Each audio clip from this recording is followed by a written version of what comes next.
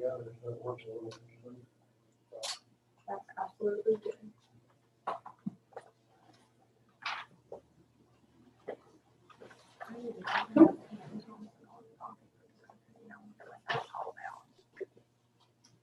You need a name bond reduction, What's the name? Haywood Yeah. Stewart. Stewart.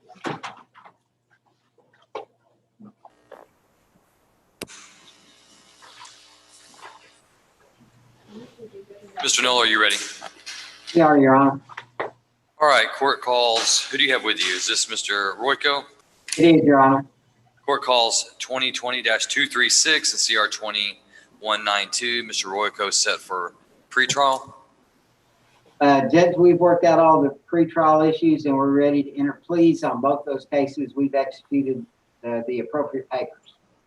Okay, and is Ms. Heisel there with you? Yes, Your Honor, I am. And can I have the terms of the plea agreement? Yes, Your Honor. Judge, in cause number 2020-236, upon a plea of guilty to the Class A misdemeanor of assault family violence, the state agrees to 90 days confinement in the Van Zandt County Jail with credit for 90 days time served. There's going to be a $100 fine on that, which has been interlineated on the face of the judgment and signed by all the parties. $270 court costs, $15 in reimbursement. And then, you ready for cause number CR 20, Judge? Is Mr. Knoll retained? Judge, this is pointed on both of these cases. We don't have your attorney. Yeah, we'll need to get that taken care of. That needs to be in the judgment. Is this going to be a time served plea on both? No, Your Honor. There's the felony is going to be for time with some credit given. Okay, we'll need to have the attorney fees on the misdemeanor. Judge, in looking at the court standard, that would be with the felony being disposed of and a plea on the misdemeanor. I think it's just $75 on the misdemeanor. And then I think it's $750 on the third degree. $75 for a plea on a misdemeanor? The way, yes, I'm good with that, Judge. I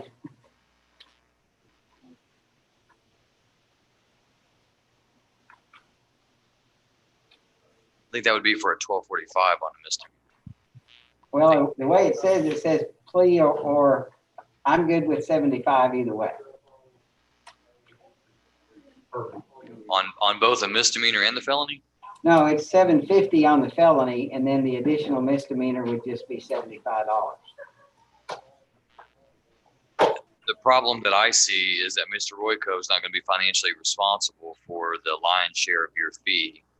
If you only charge $75, he's only going to be liable for $75. And the Van Zandt County taxpayers are going to pay the remaining, whatever.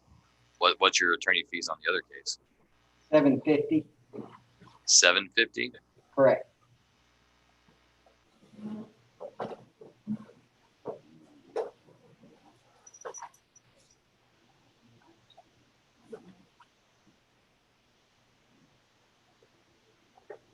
So the reimbursement fees would still not be correct though, right? It'd be, That's correct, Your Honor. Would you have any objection to us just interlineating on the face of the judgment the corrected numbers? I don't have a problem with it. I don't know what TDC will do with it. I mean, we can certainly try it. Okay, Judge, if that's okay, we will just interlineate and have all parties sign off on it, all parties initial. No, don't have them initial the judgment. No? No. Okay. Only my signature will go on the judgment. They can initial the admonishments. Okay, well then let me have Ms. Abney reprint these to the jail printer. All right, so on the felony, it should be $770, correct? $750 plus the 20. Okay. And then on, you're saying 75 plus 15 would be 90? Right. Correct. Judge, I will just have Ms. Abney reprint the first page of these to make sure that that's accurate for everybody. All right, so Class A assault, family violence, 90 days, 90 days credit, $100 fine, 270 court costs, $90 reimbursement fees, and then the felony. And on the felony, Your Honor, CR 2192, on this third degree felony, the state is going to agree to 2 years confinement in TDCJ institutional division with $1,000 fine, $290 court costs, $770 in reimbursement once the judgment is corrected, and 172 days credit towards that sentence. Well, I don't believe that we can put the reimbursement fees in the judgment for TDC, since he's been deemed indigent and Mr. Knoll's been appointed. On the felony. On the misdemeanor, we can, because he's on a time served. But on the CR 20, I don't believe that we can have the attorney fees listed in the reimbursement. Okay, I don't know where Miss Abney normally puts the attorney's fees, but I'll note it In the reimbursement area, so it wouldn't be 770. So there was already $20 reimbursement fees assessed on this, not counting the attorney's fees, and that's how we got the 770 was the 750 attorney's fees plus, I'm not sure what that $20 was for. The clerk's office usually tells Miss Abney what the breakdown of those reimbursements. So it'll be $20 reimbursement fee Right. and 172 days credit, you said? Yes, Your Honor. And that's pleading to harassment of a public servant as charged? That's correct.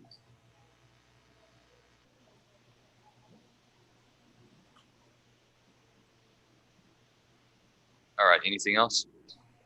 I believe that's the summary, Judge. All right, Mr. Royko, I need you to raise your right hand. I'm going to place you under oath. Sir, do you swear that the testimony you give to the court will be the truth, the whole truth, and nothing but the truth, so help you God? Do, Your Honor. All right, you put your hand down. You are Timothy Allen Royko, correct? Yes, sir. Mr. Royko, in CR 2192, you've been charged by indictment with the third-degree felony offense of harassment of a public servant. That type of charge carries a range of punishment of not less than 2 years or more than 10 years confinement in the Texas Department of Criminal Justice and a fine not to exceed $10,000. Do you understand that full range of punishment? Yes, I do, sir. In cause number 2020-236, Class A misdemeanor assault causes bodily injury, family violence. The range of punishment for that charge is confinement in the county jail for a period not to exceed 365 days and an optional fine not to exceed $4,000. Do you understand that range of punishment? Yes, I do, Your Honor. That means any plea agreement authorized by the court or sentence handed down independently by the court would have to fall within those ranges of punishment for each charge. And you've heard the plea agreements read to the court by the prosecutor, is that correct? Yes, sir. That's your understanding of the plea agreement? Yes, I have, sir. Yours as well, Mr. Knoll. It is, Your Honor. And Mr. Royko, do you feel like you've had sufficient time to discuss your cases with your attorney and have all of your legal questions answered? Yes, I have, sir. Are you pleased with the representation Mr. Knoll has provided you? I am, sir. And Mr. Knoll, do you believe your client to be competent today? I do, Your Honor. All right, Mr. Royko, I'm going to ask you at this time, how do you plead to the third-degree felony offense of harassment of a public servant? Guilty, sir. And how do you plead to assault causes bodily injury of a family member? Guilty, sir. And Mr. Royko, are you pleading guilty to each one of those charges because you're guilty of each charge? Yes, sir. Has anyone threatened you, forced you, or pressured you to plead guilty to either charge? No, sir. All right, the court will accept the defendant's plea of guilt. Mr. Knoll, any objection to States 1? No, Your Honor. All right, States 1 is admitted into evidence. The court takes judicial notice of the defendant's judicial confession. Anything further from the state? No, Your Honor, we'd rest and close. Any victim impact statement, Ms. Heisel? Look, Your Honor, I don't believe there is, but I can confirm that.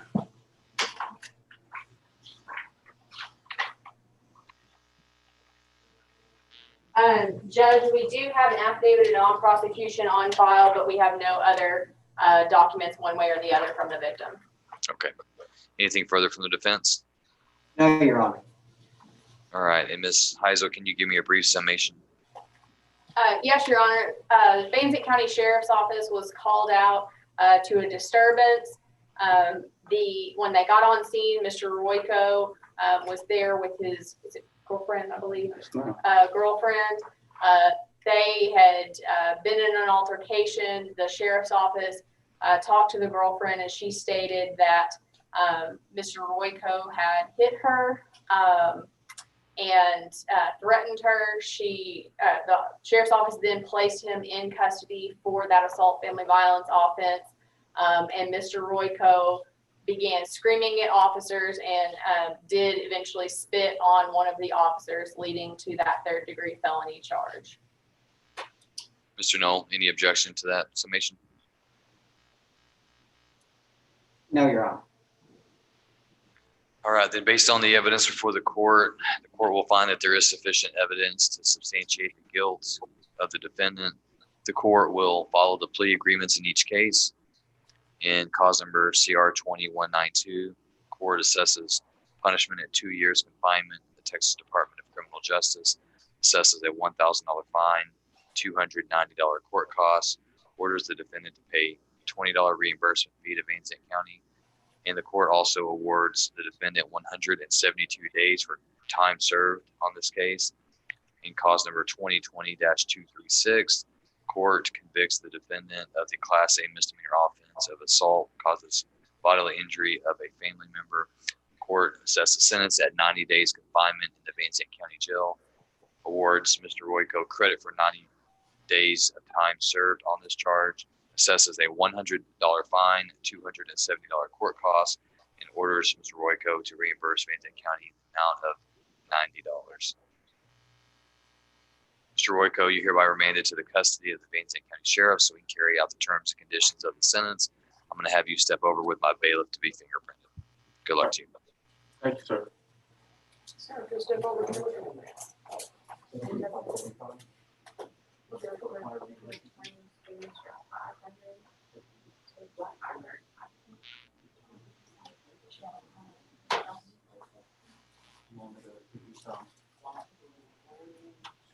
Judge, before we take up this next plea, we just want to make sure that this one is done correctly, and I have a feeling that it's not. It is a state jail felony charge. The reimbursement fees from the county are $35. The attorney's fees are $500. So under reimbursement fees, the reimbursement fees section on the judgment, it should reflect $535, correct? Is it a sentence to state jail? No, Your Honor, it's a 1244A with Van Zandt County time. That'd be correct.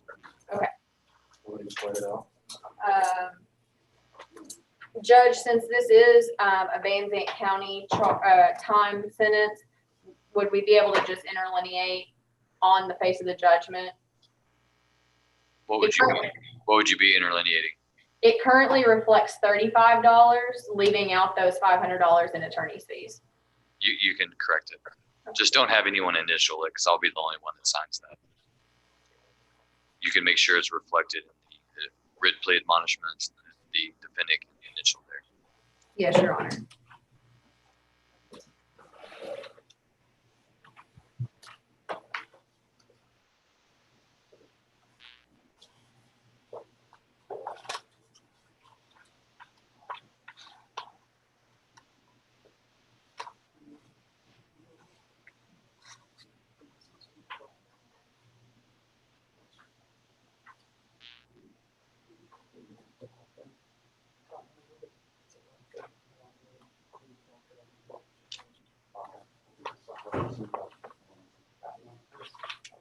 Is she ready?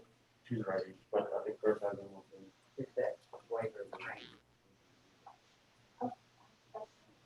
Is he here? Yeah, he's there. Okay. Well, have they called him number? I think so. Fiver is, okay, thank you. He's that. Five was on his way. Anyway, Can you take this up real quick while they're bringing Sure. him up? Judge, we have Ms. Tucker, with Mr. Mirror Leader. He's going to get her, she's ready for her plea. Go ahead and give me the terms. Your Honor, this is going to be a plea to a state jail felony, possession of a controlled substance under Graham with punishment assessed at 45 days in the county jail under 1244A, with credit given for 1 day, a fine of $2,500, $180 in restitution, and $290 court costs, as well as that $535 reimbursement. The defendant is here. She's submitting herself to the Van Zandt County Jail today. And because of that, Your Honor, she is appearing. She is here, but she did not know that she would be appearing via Zoom court today. So she is not in proper court attire. State has no objection. She knew she was checking into the Van Zandt County Jail. Okay.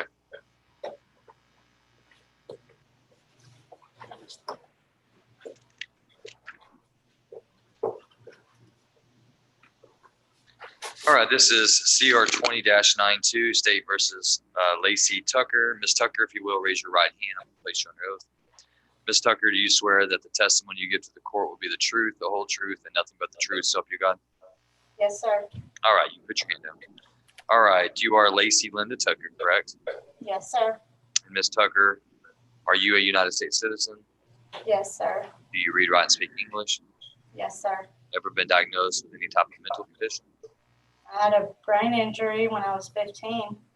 Do you currently suffer from any complications from that? I got high anxiety and back pain and migraines. Are you on medication for your anxiety? Yes, sir. Are you currently on medication for your anxiety? Every day. It's been years I've been on. Okay. And in this case, you're represented by your attorney, Mr. Murleader. Are you pleased with his representation of you? Yes, sir. Feel like you've had enough time to talk with him about your case and have all of your legal questions answered? Yes, sir. And Mr. Murleader, do you believe your client to be competent today? Yes, Your Honor. And you've explained to her her legal and constitutional rights? That's correct, Your Honor. Ms. Tucker, you are charged by indictment with a state jail felony offense of possession of a controlled substance in penalty group 1, less than 1 gram. That has a range of punishment of not less than 6 months or more than 2 years confinement in the Texas Department of Criminal Justice State Jail Division, and also a fine not to exceed $10,000. What that means for you, Ms. Tucker, is any sentence handed down by the court, either by plea agreement or independent sentence, would have to fit within that range of punishment. Do you understand that? Yes. And it appears that the plea agreement that you've reached with the state is to have that charge actually reduced to a Class A misdemeanor for purposes of punishment, meaning you would be convicted as a felon for possession of a controlled substance. You would be punished under a new range of punishment. That would be a Class A misdemeanor, which would mean the range of punishment could not exceed 365 days in the county jail. In the plea agreement, it appears that you would be sentenced upon a plea of guilt to 45 days in jail with credit for 1 day, 44 to serve, a $2,500 fine, $290 court cost, $180 restitution, and $535 reimbursement fee. Is that your understanding of the plea agreement? Yes. Yours as well, Mr. Murleader? Yes, Your Honor. All right, then, Ms. Tucker, then how do you plead to possession of a controlled substance in penalty group 1, less than 1 gram? Guilty. Are you pleading guilty because, in fact, you are guilty? Yes, sir. Has anyone threatened you, forced you, or pressured you to plead guilty? No, sir. Say it one more time. No, sir. Okay. All right, the court will accept the defendant's plea of guilt at this time. Mr. Murleader, any objection to States 1? No, Your Honor. All right, court admits States 1 into evidence. It takes judicial notice of the defendant's judicial confession. Anything further from the state? No, Your Honor, we'd rest and close. Anything further from the defense? No, Your Honor. We close as well. Ms. Heisel, just a brief summation. Yes, Your Honor. Ms. Tucker was the passenger in a vehicle that was stopped. The officer, after observing several what he thought were suspicious behaviors, asked both the driver and the passenger for permission to search the vehicle. Both of them granted him that permission. During the search, underneath the passenger seat of the car, a women's cosmetic bag was located. Inside of that bag was found some drug paraphernalia as well as a baggie containing methamphetamine. And Ms. Tucker was asked by the officers if it was hers. She denied ownership of it. However, inside that same cosmetic case bag area were several prescription bottles that had Ms. Tucker's name and other identifying information on them. Mr. Murleader, any objection? Just a couple of corrections. For the search of Miss Tucker's bag, I believe that officer, I forget his name, but I believe he obtained consent to search only from the driver, but he had consent to search the vehicle because he stated that he smelled marijuana on the video for her. I don't think he explicitly asked Ms. Tucker for her permission to search, but he did ask her if there was anything inside the vehicle, and she denied it. And I think he found the bag in the back seat between the middle console. And that's it, Your Honor. Should have been none in the console. Oh, sorry, it was just in the back. Yeah, it was just in the back, right? Those in the back, not in the front. Okay.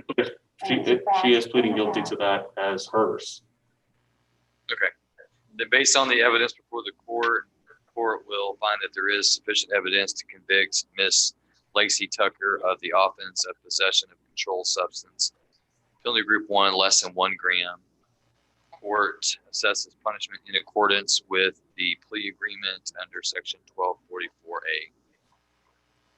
Ms. Tucker, you're hereby remanded to the custody of the Van Zandt County Sheriff so he can carry out the terms and conditions of your sentence. I'm gonna have you step to your left to be fingerprinted with my bailiff.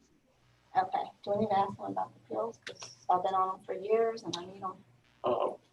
You can talk about that with Talk the about judge. the nurse. Okay, thank you. Thank you. Good luck to you. And I've counseled her on the payment plan as well for the court costs and fees she owes the county. Thank you, Ms. Murleader. I appreciate that.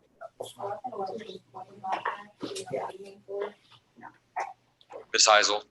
Yes, Your Honor. All right, we're not going to take up another hearing at this time so that we can make sure that we have our 2 o'clock hearing on Mr. Bertram. So the other inmates can just have a seat.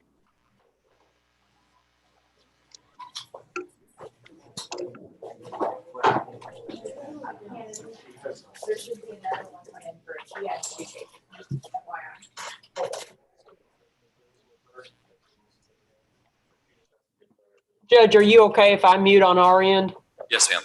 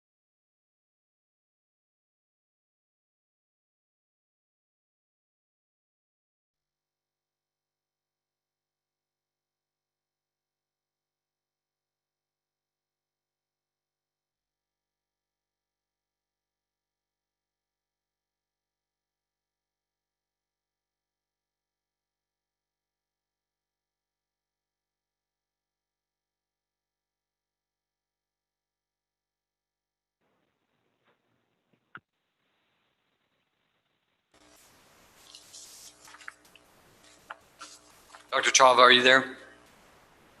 Yes, I'm here. Okay, this is Judge Chris Martin again in the 294th District Court of Van Zandt County. And we are on record now. This is cause number CR 20-151, State of Texas versus Jeremy David Burcham. Before the court today is the application to administer psychoactive medications. That's right. And are you ready, Ms. Heisel? I believe that you're muted. Yes, Your Honor, we are ready to proceed. Okay, you may proceed. Thank you, Your Honor. Dr. Chava, could you spell your name for the record, please? Wait, let me place her under oath real quick. Are you calling her as a witness? Yes, Your Honor. All right, Dr. Chava, if you will, where you're at, just raise your right hand. Dr. Chava, do you swear that the testimony you give to the court today will be the truth, the whole truth, and nothing but the truth, so help you God? Yes, I do. All right, you may proceed, Ms. Heisel. Thank you, Your Honor. Dr. Chava, could you spell your name for the record, please? My first name is Priyanka, spelled as Pryayanka. Last name is Chava, spelled as Chava. And Dr. Chava, are you a medical doctor? I am. And what training and education do you have with relation to mental outpatient treatment or inpatient treatment? Your Honor, So defense. I'm a board certified psychiatrist. Hang on, Dr. Chava. I'm sorry to interrupt, but Ms. Beasley, counsel for the defense, wants to make a statement. Go ahead. Defense would like to stipulate to the doctor's qualifications. All right, the court finds that counsel for the defendant and patient in this case has stipulated to the qualifications of Dr. Chava as both a medical doctor. Thank you, Your Honor. Dr. Chava, do you have Jeremy Burcham underneath your care? So I have had him for a couple days last week, and now he is transferred to a different unit, but this week that physician has not even seen the patient yet. So I agreed to continue to testify for him because I was the one who filed the paperwork for the court-ordered medications. And when you say he's been transferred to another unit, is that within Terrell State Hospital still? Yes, it's within the hospital. And you were treating him up until when? Until last Thursday, which is the 8th of October. Okay. And when was your last examination of Mr. Burcham? On the 7th. And during that time, did you diagnose him with any particular medical conditions or psychiatric? Mental health condition, his diagnosis is schizophrenia. Okay. And is he currently experiencing symptoms of that diagnosis? Yes, he is. What are some of the symptoms that he is exhibiting? So he is quite delusional. Delusional meaning having altered beliefs of what has been going on around him than what is the truth. So he is charged with stalking of Miss, looking for her name, Miss Burnett, Mercedes Burnett. He says that the county judges of Van Zandt, Shelby, and Denton counties and the sheriffs are involved in a conspiracy against him and Miss Mercedes Burnett, and he is under the impression that Miss Mercedes Burnett is his wife since 2004, whereas we have checked with his sister, and she said that Miss Burnett was never married to Mr. Burcham, but she was his girlfriend until she realized that he had some mental health issues, and she wanted to get away from the relationship, but he did not stop. He continued to stalk her, and she filed these charges, which he doesn't believe in. He thinks that the counties and sheriffs are conspiring against him, and nobody is believing his story, whereas he himself is so delusional. Dr. Chava, do you believe that in his current state that Mr. Burcham poses a danger to himself or others without proper medication? Absolutely. And what medications have you attempted to administer to Mr. Burcham?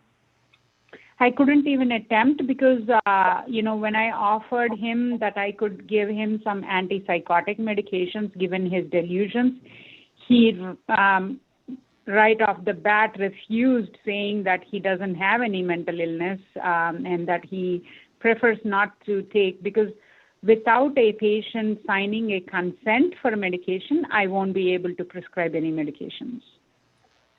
What methods of administration of those drugs have you tried or proposed? I haven't tried. I would like to try oral medications. And that is exactly what I have requested the court to permit. And what medications are you recommending for Mr. Burcham that he currently refuses to take? So initially I have offered antipsychotic medications, which would treat his delusional beliefs. I have also requested the court for antidepressants, meaning I just was thinking about trazodone, because he at times mentions that he has trouble sleeping. That would help with sleep. Antipsychotics for his psychosis, and he exhibits some periods where he is irritable and agitated, so I have requested for mood stabilizers as well, and anxiolytics, just in case if he becomes too aggressive or anxious, to help with treating his symptoms. And Dr. Chava, do you believe that each of these medications is medically necessary for Mr. Burcham to regain competency to stand trial, as well as to manage the symptoms of his mental illness? Yes. And is your proposed administration of these medications the least invasive means by which those could be administered? Yes. And do you believe that those administration of those medications is in the defendant's best interest? Absolutely. Yes. And do you believe that those administration of those medications is in the best interest of public safety? Yes. Your Honor, I pass the witness. Ms. Beasley, before you take the witness on cross-examination, I want to note for the record that the patient and defendant in this case, Jeremy David Burcham, is not present in the courtroom or in the online courtroom. Is there any objection that the defense makes to that, or? No, Your Honor. Okay. And have you been able to counsel with your client regarding this petition for medications? Not specifically this petition, Your Honor, but I have had conversations with my client, so I would understand what his concerns are. Okay. All right. You may proceed. Doctor, I need to ask you some questions about a little bit more specifically, okay? Mm-hmm. So you've indicated, or at least I think I understood, that you said that my client was refusing to take the medications. Is that correct? That's right. How has he refused? In what ways? I offered him to be started on some antipsychotic medication, and he said, "No, doc, I don't need any medications because I don't have any mental illness." Are the meds that you are requesting recognized as a safe and standard treatment for schizophrenia? Yes.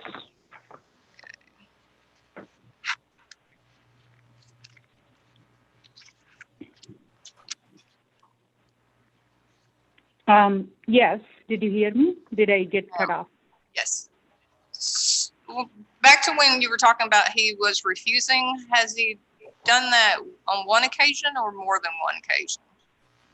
So basically, I saw him for a couple days on the 7th and the 8th. He left my unit on the 8th. So what I have heard from the physician who previously treated him, because he got admitted on the 21st of September, And the previous physician has told me that he has been refusing to take any medications. And then when he got transferred over to me, that's when I have filed for the court-ordered meds. So it is more than one occasion to answer your question, but it was just one time with me because that was my only encounter with the patient. Okay, thank you. Sure.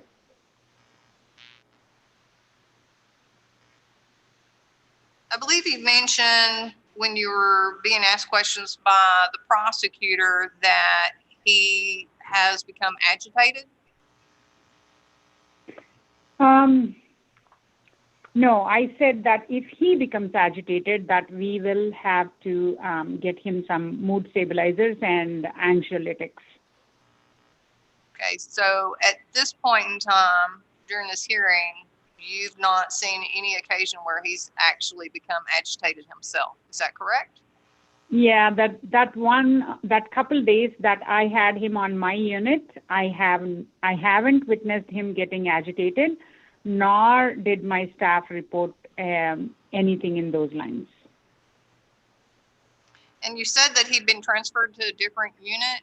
Which unit and why? So basically, we had a COVID positive patient on the unit where Mr. Burcham came from.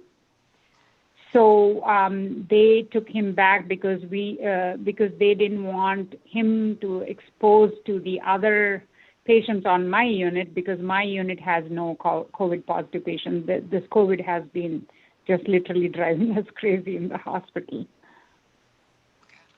So he was taken back because he was in close proximity with that patient who tested positive, and we didn't want him to be a carrier and spread it out to my unit.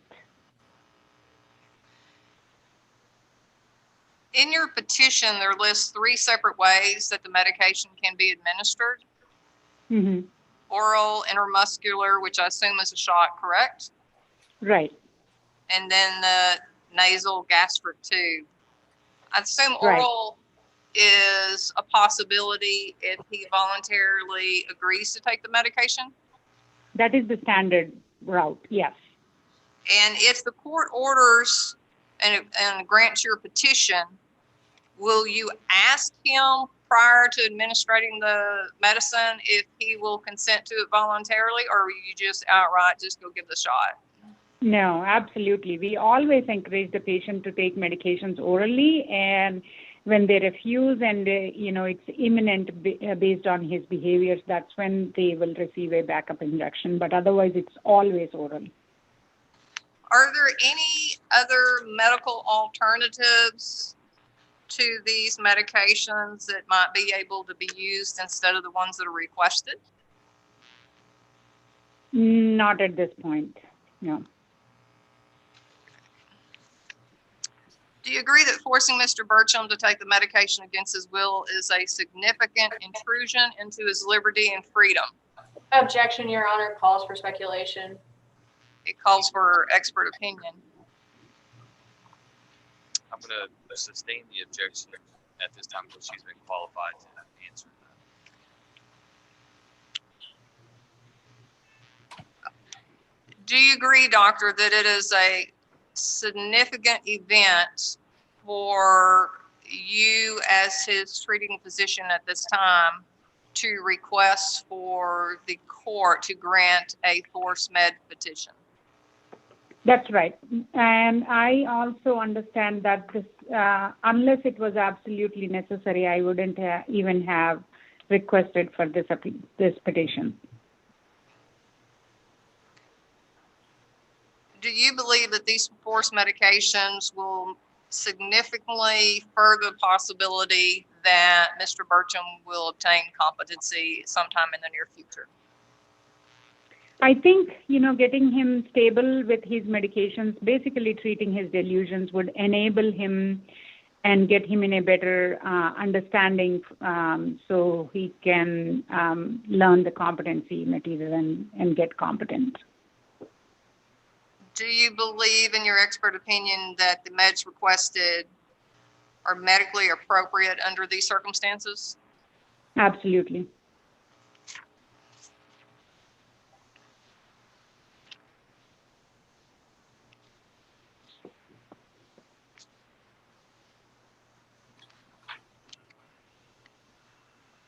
I know you talked about his symptoms with the prosecutor and his delusions. Are there any other delusions other than what you've stated previously in this hearing about that he feels that the officials in two different counties, Denton and Van Zandt County, are against him? He thinks that Van Zandt County, Shelby County, and Denton County judges and sheriffs are against him. And he also mentioned that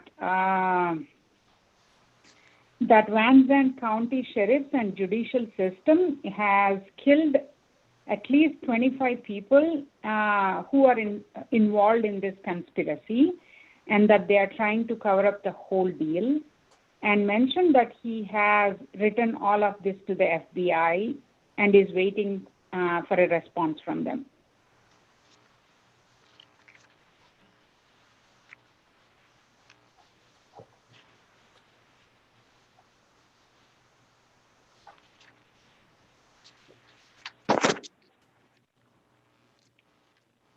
Are you still expecting anything else? That's all I have. Doctor, are you just requesting a class of medications on the class of psychiatric medication that's attached to the petition? There, just about every single classification is requested, other than a stimulant. That's right. Mm-hmm. So do you believe that all of those different classes are absolutely necessary in order to treat Mr. Burcham in his circumstance? Or are you just asking for those in case maybe they might be needed later? So I have specifically asked for those classes because he has some symptoms that will be addressed in that class of medications.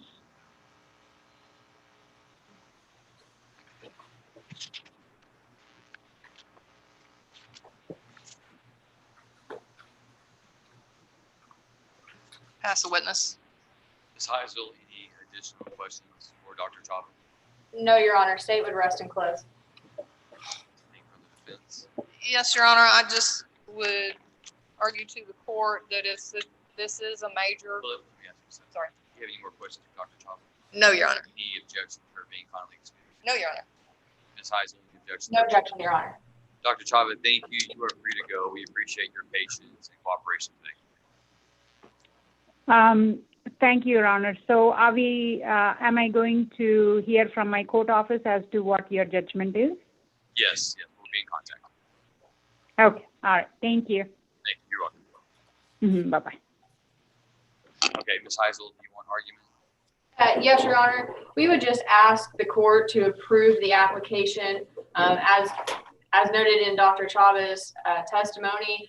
The medications required are what is medically necessary to treat Mr. Burcham for his mental illness such that he can be restored to competency, and more importantly, so that he can stop being a danger to others as he currently is, as Dr. Chaba mentioned in her testimony.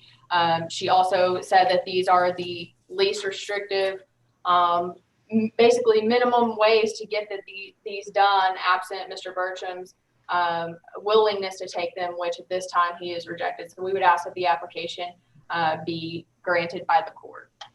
Thank you, Ms. Heisel. Ms. Beasley. Your Honor, I'd ask that the petition be denied in these circumstances. It's a major violation of my client's Fifth Amendment right to due process. He's indicated that he doesn't want to take the medication, and I believe that this intrusion into his liberty has not been warranted against his decision to make his own personal decisions in regards to his treatment and what medications he should take. And Ms. Beasley, has your client been found competent or incompetent at this time? Incompetent. Anything further? No, Your Honor. All right, then based on the evidence of the court in regards to application to administer psychoactive medication, the court will find that at present time, the patient, the defendant, in this case, Jeremy Burcham, has been found incompetent to stand trial, is receiving court-ordered mental health services. The court finds that he has been diagnosed with schizophrenia. The court finds that the patient has verbally or by other indication refuse to take the medication voluntarily. The court also finds that the patient does lack the capacity to make a decision regarding the administration of psychoactive medications. The court finds that based on the testimony of Dr. Chava, that the administration of psychoactive medication is suitable and the proper course of treatment for the patient. The court finds that based on Dr. Chava's testimony that the administration of the requested psychoactive medications could lead to the patient and defendant becoming less aggressive in the hospital setting and have a better opportunity to regain competency or live in a less restrictive environment.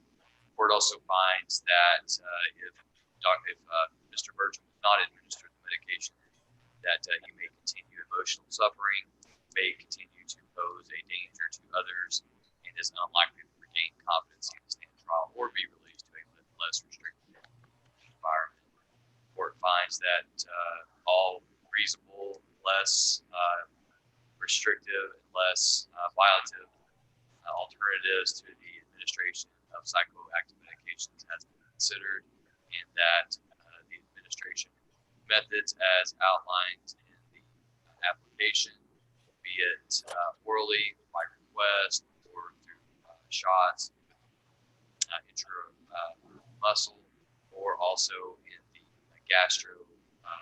nasal administration would be appropriate in this case.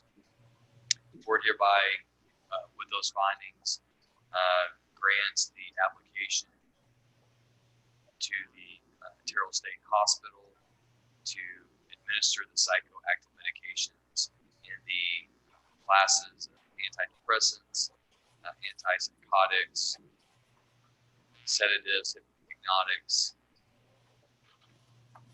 anxiolytics, mood stabilizers, as requested and supported, as requested in the petition and outlined in the classes of psychoactive medication requested, or hereby grants authorizes the administration of those and only those medications as contained in the application for order to administer psychoactive medication. The court will sign that order. I believe that's already been provided to the court. We'll provide a copy to both the defendant and the state. Anything further, Ms. Heisel? No, Your Honor. Anything further, Ms. Beasley? No, Your Honor. And we are adjourned at this time.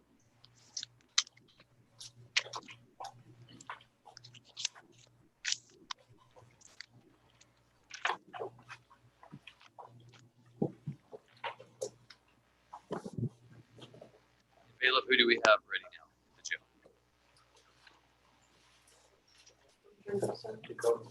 Mr. Pfeiffer? Judge, it's Mr. Pfeiffer. And before we begin with Mr. Pfeiffer, Ms. Heisel, on second look, the court does not have a copy to authorize the medications in Mr. Bertram's case. So I'll need to have that provided to me. Yes, Your Honor. I'll get with the clerk and see if we can get that for you. Have you seen that? And maybe, well, once that's provided to me, I'll sign it. Yes, ma'am.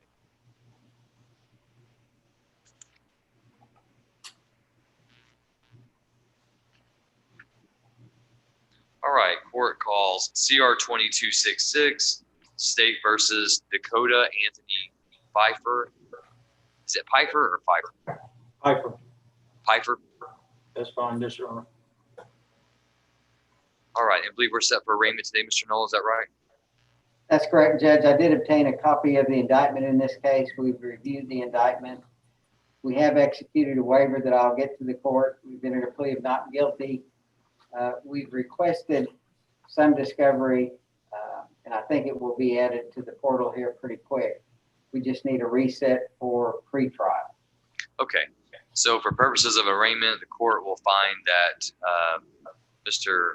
Pfeiffer has been formally arraigned, will enter his plea of not guilty into the record, that he has acknowledged that his name is spelled correctly in the indictment, and he understands what he's charged with. Therefore, Mr. Knoll, there's no need to submit a waiver of arraignment. The waiver would be to get past today's hearing, but we've just formally arraigned him, so no need to submit that. Court will set this for a pre-trial hearing. Mr. Knoll, any concern if I set it on November 12th? I see that's an evading with a motor vehicle.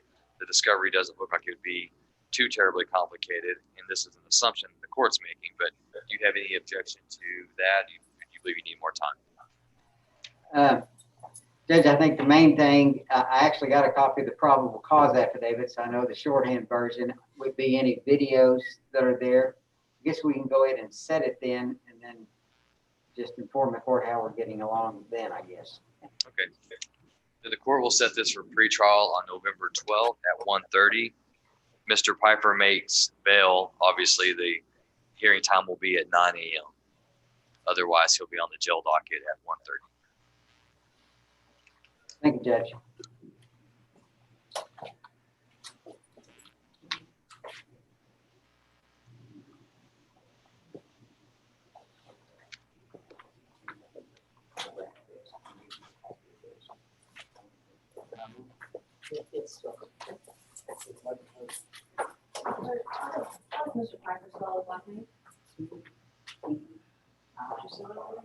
Mr. Scott, are you ready?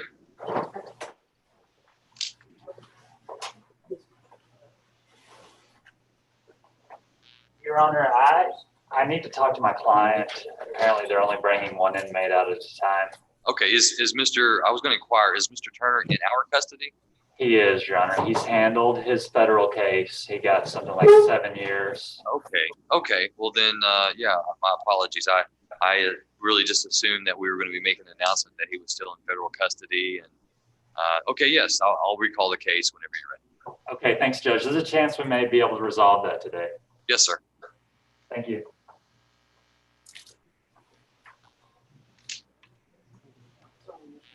Oh, no problem. Bailiff, do we know who else is on their way up? Mr. Rodriguez is on his way up, sir. All right, thank you.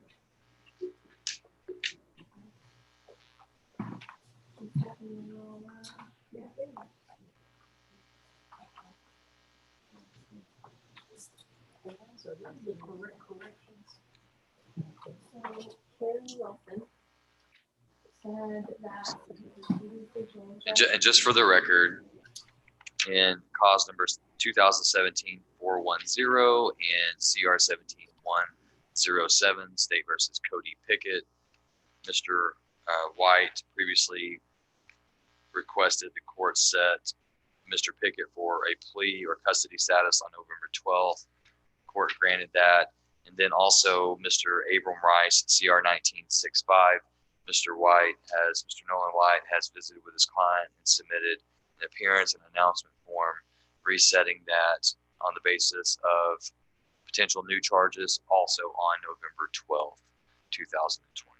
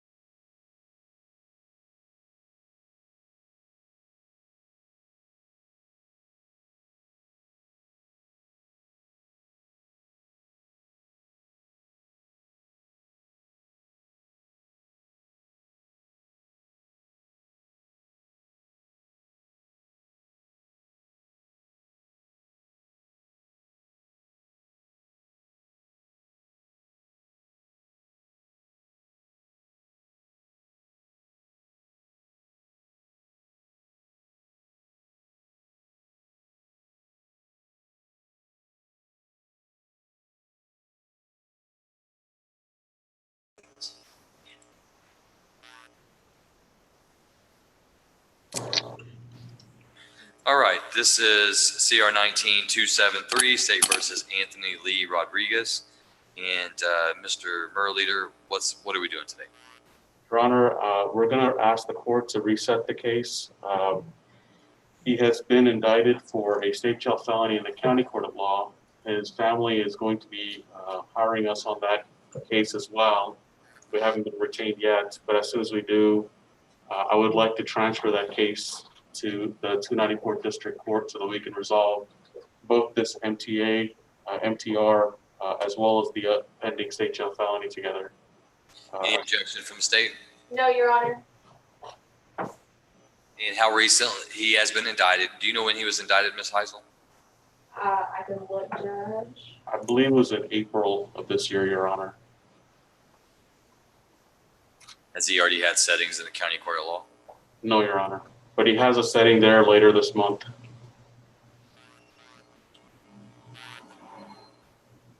Indicted in April and no setting until November? Yeah, because so he was placed on probation for this charge here. And then after he violated, he was sent to Safe P. And he was sent back recently from Safe P just last week. He was picked up. So he's been in the county jail for maybe a week. And I was the one who informed him of the state jail felony. I think it was served on him right after I visited with him. Okay. And what type of charge is that? State jail felony? It's it's a state jail felony. It's also evading arrest, enhanced. Okay. All right, then the court will set Mr. Rodriguez for another hearing on his motion to revoke on Thursday, November 12th.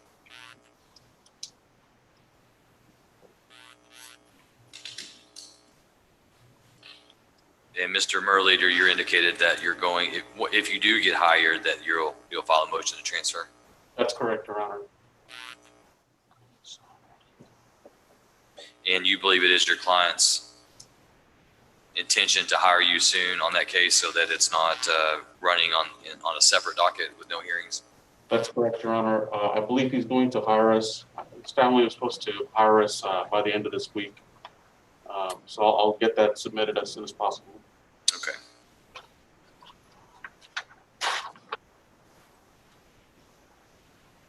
Thank you, sir. You ready?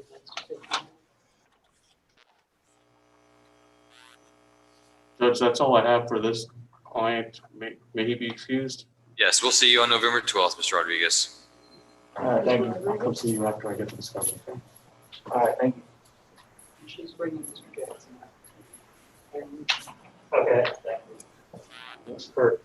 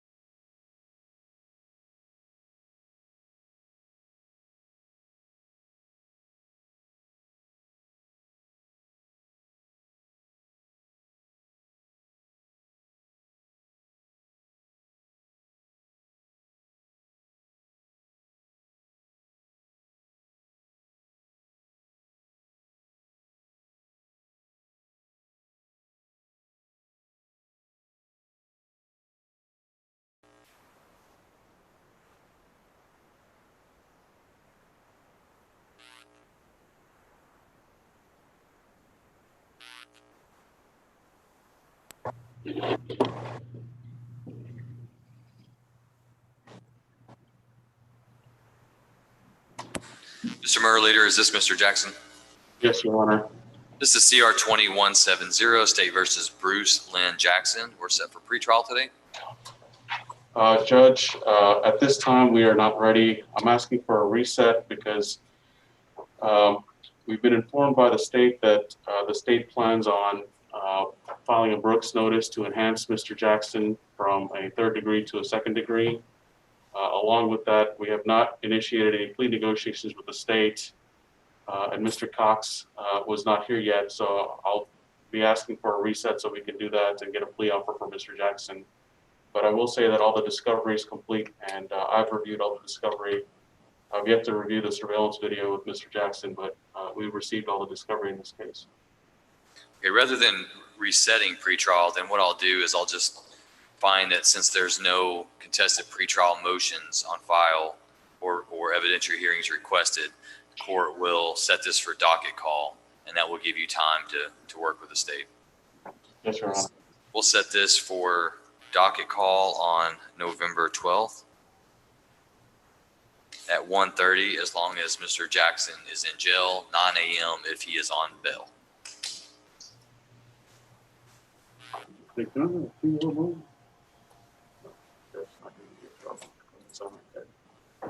reduction? I'm not gonna ask for bone reduction. That is not here. Why not? Mr. Can I have a Jackson, bond reduction? Mr. Jackson, it's not proper for you to address him directly. You need to sign this, just notification that you're being reset, and then we'll put you on out the door and move forward. Right. Right here where it says defend. What is this? This is our your reset notice. till November 12th, and I'll give you a copy of this.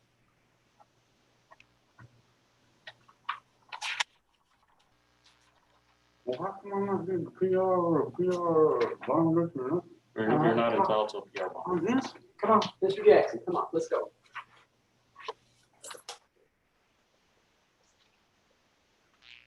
Judge, that concludes my business today with the court. May I be excused? Yes, sir, you may. Good to see you, Mr. Murray Leader. Thank you, Your Honor.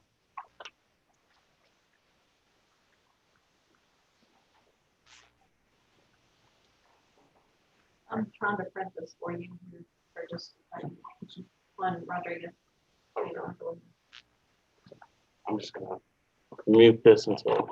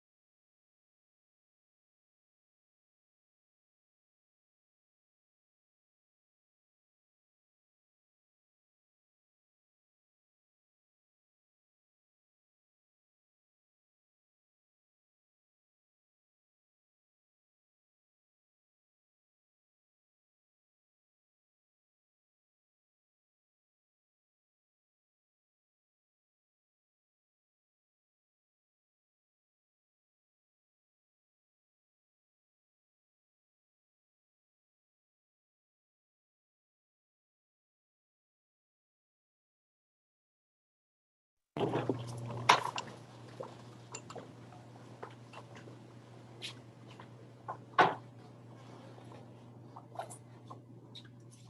there probably a way where I could talk with him after? Absolutely. Yes, sir. Good afternoon, Mr. Sanders. Good afternoon, Your Honor. You ready, Mr. Brown? Yes, Your Honor, we are. Have you had a chance to go over the indictment with him? Yes, Your Honor.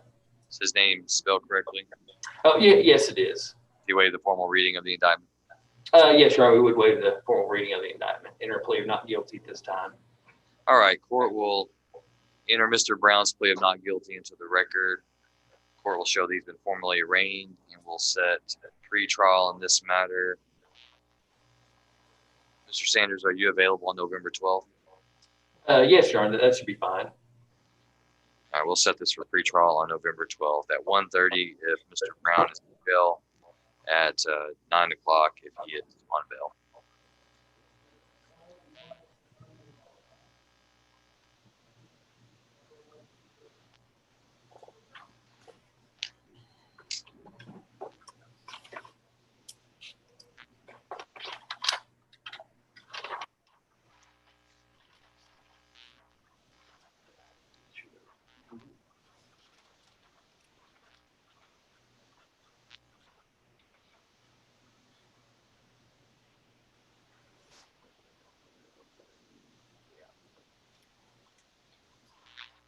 Judge, I believe that's all we have.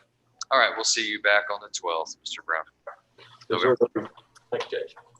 Thank you, Mr. Sanders. See what we can do about getting all those to be hard.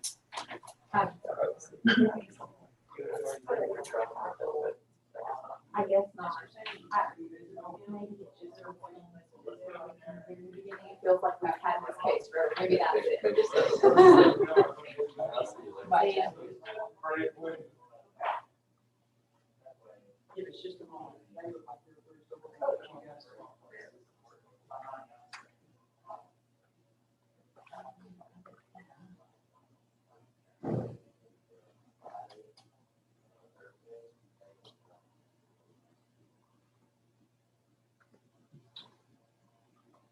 Do you watch the Cowboy game? I don't, I'm not a NFL watcher. I did see a photo of Dak's ankle. Things that make you go, oh, horrible, because he was just sitting there holding his leg, and everybody's like, he just broke his leg. I'm not.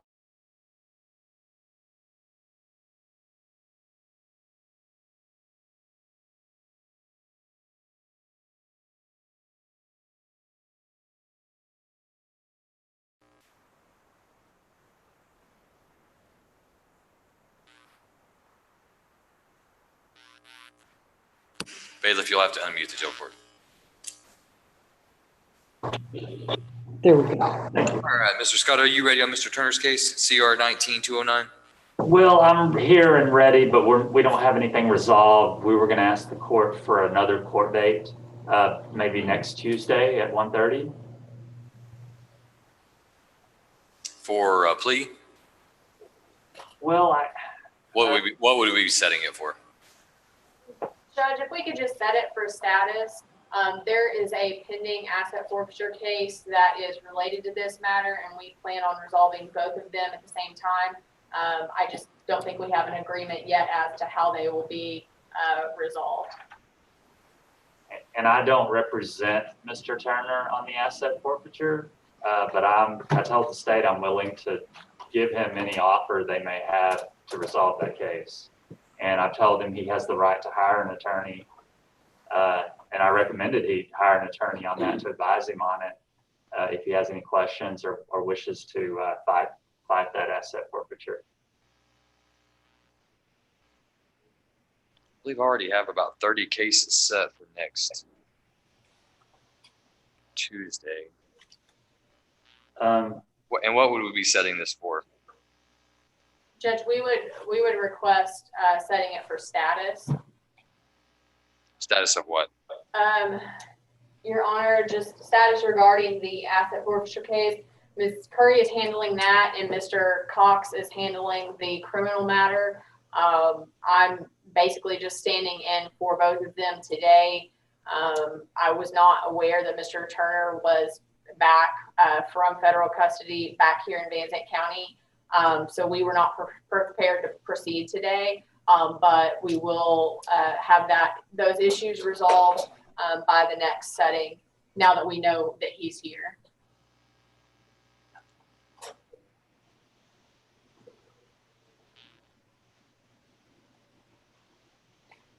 Your Honor, do you have a court Thursday afternoon? Is that one of your docket days? I have Tuesday is a regular docket, and Thursday is an evidentiary docket. I see. I'm looking back through his history, and I don't know, has he ever been arraigned? I show that in August of 19, and then October of 19, and then January of 20, they've all been arraignment. I showed that we had an arraignment hearing on August 27th. I just have a note on my file that I appeared for arraignment, and we got a status date on August 27th, 2019. No, he hasn't, because he was picked up by the feds on August the 2nd. So I guess we never have arraigned him, Your Honor. All right, let's do this. Let's go ahead and let me pull up that indictment for you.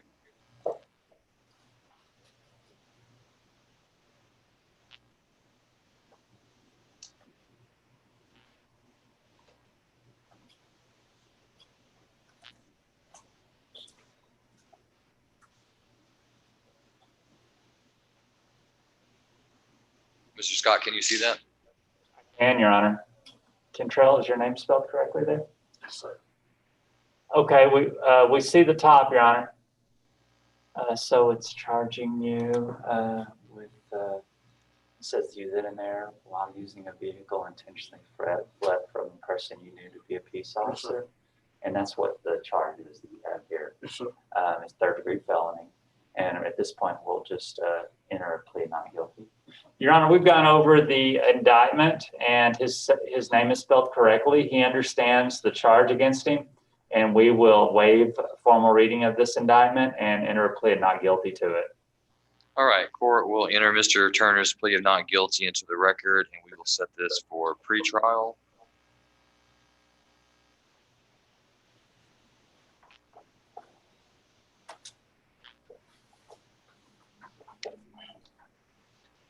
We'll set this for pretrial on Thursday, November 12th. Now, if you and the state reach an agreement in Mr. Turner's case, you can always notify the court to have it heard earlier. But in the meantime, we'll just go back to the standard course of proceedings. And that'll be at 1:30, Your Honor? As long as Mr. Turner is in custody, 1:30. If he makes bail, then it would be at 9 a.m.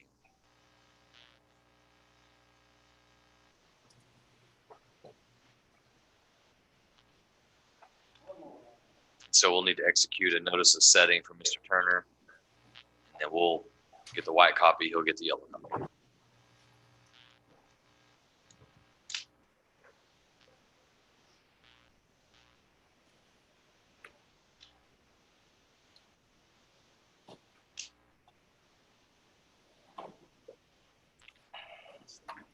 Yes, sir.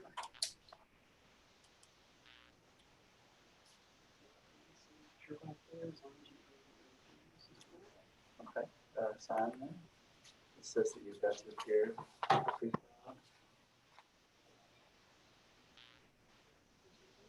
Set the pretrial to November 12th, 2020.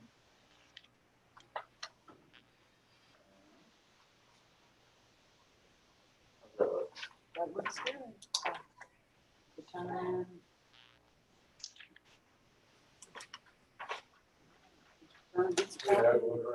Keep a copy. Okay, Yeah, I would ready to and I got it on my calendar.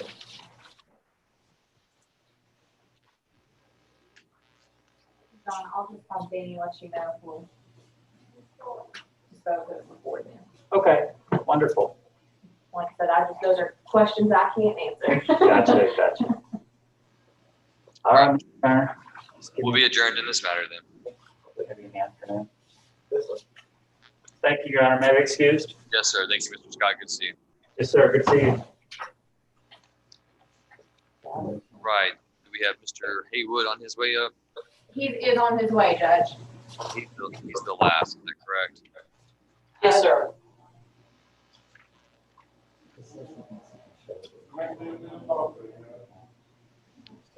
Mr. Scott, Yes. are you wanting to speak with Mr. Turner? No, we're good. Okay. I'll do that.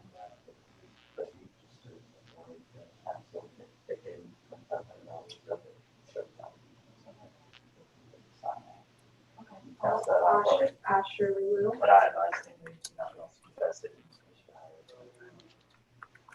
Thank you. You're welcome.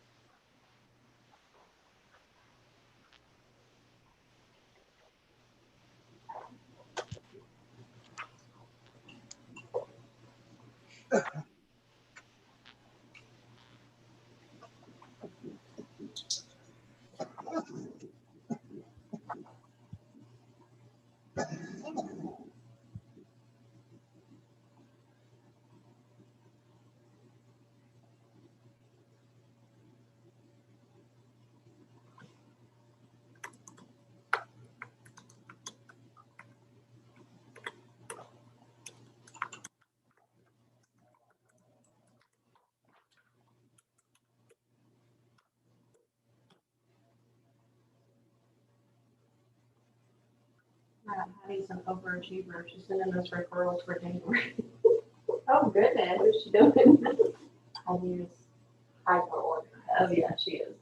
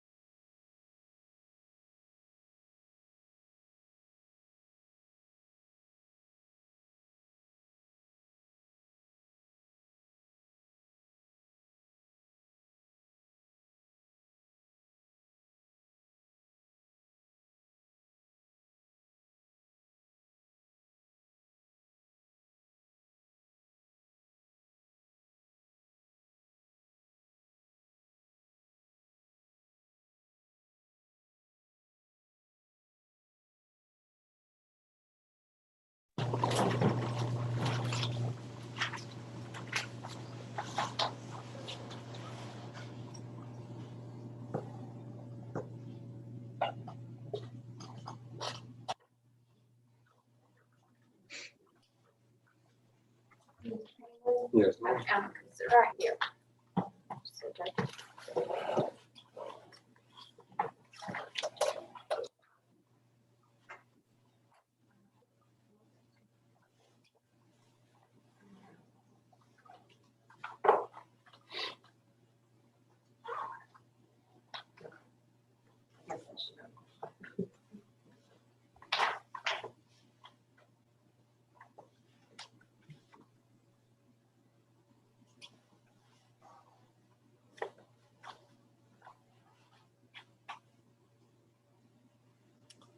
No, with the exception of the arresting officer, it's really been some nice officers, sure.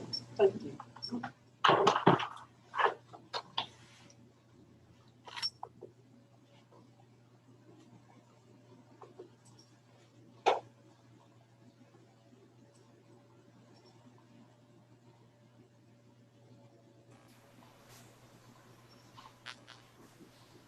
All right, State, are we ready?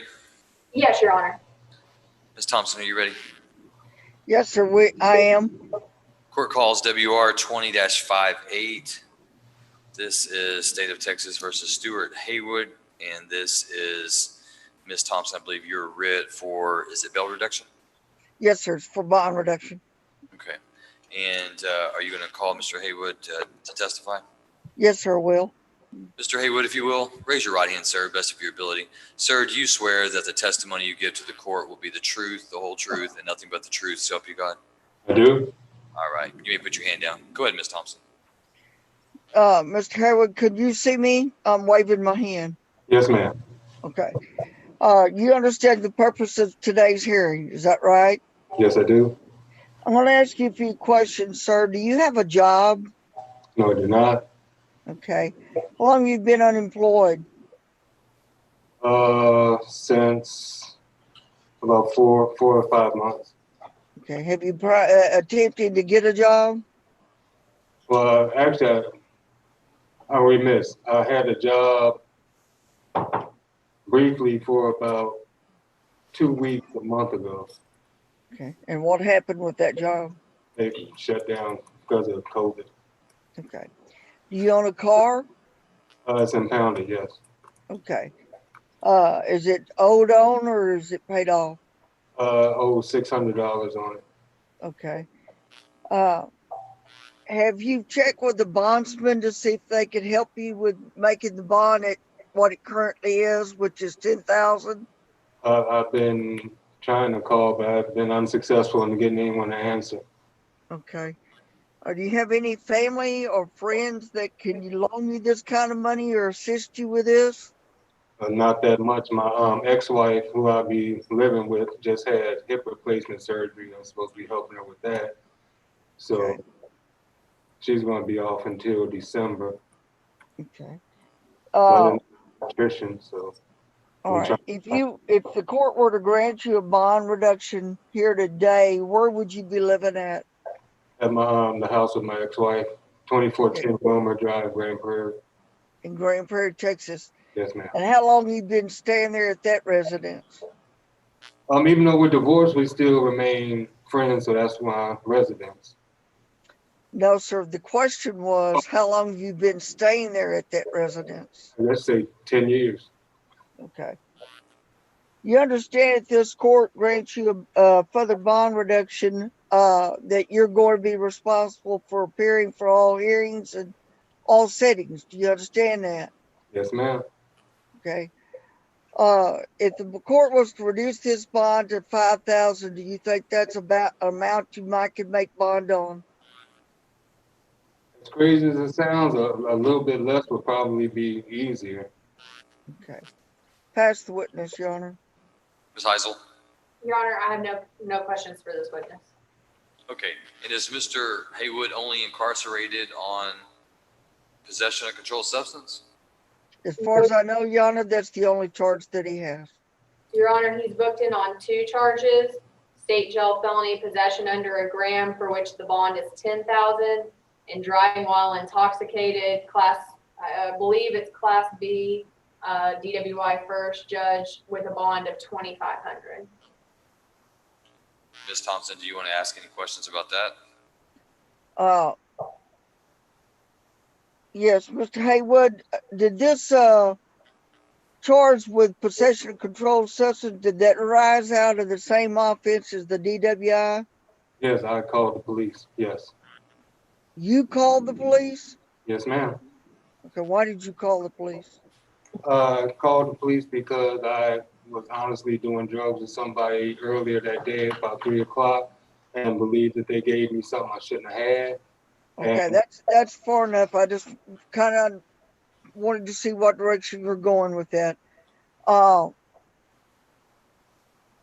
It's not, we didn't file for the DWI. I wasn't aware of it. Are you also asking the court to go ahead and consider reducing that bond as well?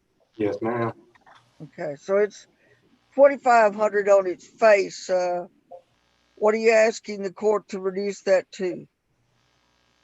Honestly, I would, if a PR bond was possible, I would give my word I would show up for court, and that would give me some leeway to try and find work. Okay. Pass the witness, Your Honor. Still no questions, Ms. Heisel? Correct, Your Honor. All right. And Ms. Thompson, do you want argument? Your Honor, I wasn't aware of the DWI. I was aware of the PCS. I would argue that he probably needs to be out to help assist with his ex-wife and her surgery. He's will report to court. He has provided us an address where he could be found at. He did have a job, but he lost his job due to COVID, like many folks are experiencing right now. He can't do anything with the car as far as selling it to try to assist to make bond because it's impounded and he still owes on that as well. I would ask that the court consider granting him a PR bond on both these offenses. Okay. Ms. Heisel? Thank you, Your Honor. Your Honor, first of all, with respect to the misdemeanor charge, the state would have no objection to a PR bond on that charge at this time. If Ms. Thompson could get an order over to the court, the state would agree to a PR bond on $2,500 on that charge. As for the state jail felony, Your Honor, it has only been 22 days since Mr. Haywood's arrest, and because of the nature of the charge, the state has not received a case from the arresting agency on this. As it is before the 90 days, we do not believe that Mr. Haywood is entitled to a reduction or a PR at this point. So we would ask the court to reset this until after that 90-day point, at which time the state would reconsider its position. But at this point, it's a very we're at very intermediate steps, Your Honor, towards getting this case resolved. We would ask that it be pushed over till at least that 90-day mark.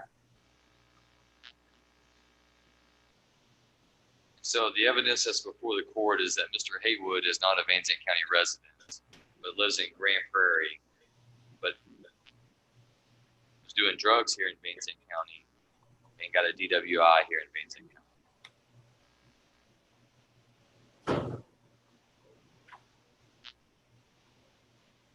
Based on the evidence before the court is going to grant a personal recognizance bond on the driving while intoxicated Class B misdemeanor.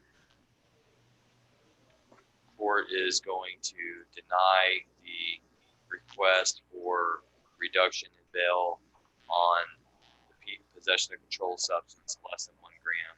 Court finds that $10,000 is not oppressive or unreasonable considering the charge or the circumstances and nature of the offense based on the evidence before this court. So the court will grant the recognizance bond, and Ms. Thompson, I have your order here. I will make that order suffice for you. Okay, sir, appreciate that. The court denies the request to lower the $10,000 at this time. The court will entertain any agreements of the parties later in time or a reconsideration by the state at the verge of 90 days if Mr. Haywood has not been indicted at that time. Anything further, Ms. Thompson? No, sir, that's all I have. Ms. Heisel, anything further? Nothing further, Your Honor. All right, thank you, ladies. That will conclude this matter. Will be adjourned, and Mr. Haywood's not indicted at this time, so there will be no need for the court to set.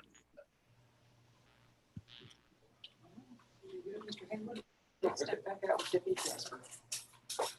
Thank you, Ms. Thompson. And Judge, I do believe, at least my information is that concludes the afternoon docket, and I would ask to be excused. Yes, ma'am. I believe that does conclude us. Thank you. Thank you. Say goodbye.